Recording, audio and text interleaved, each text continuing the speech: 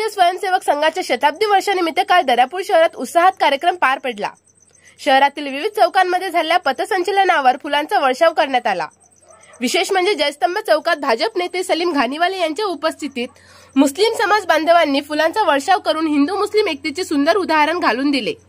या प्रसंगी संपूर्ण शहरात एकतेचा, सौहार्दाचा आणि देशभक्तीचा संदेश झळकला। संघाचा शताब्दी वर्ष म्हणून हा साजरा होत आहे। त्या निमित्तानं आमच्या इथं आज पथसंचलन झालेलं आहे। राष्ट्रीय स्वयंसेवक संघ ही संघटना पूर्ण जगात सगळ्यात मोठी स्वयंसेवी संघटना आहे व मी स्वतः RSSची माझ्या कॉलेज लाईफमध्ये मी RSS सोबत 5 वर्ष जोडलेलो आहे। मी RSS सोबत राहिलेलो आहे आणि आम्ही आमचे RSSचे विचार मुस्लिमांना पटतात हे आज आम्ही आमच्या समाजाच्या माध्यमातून दाखवून दिलं की आम्ही RSSच्या विचाराशी विपरीत नाही।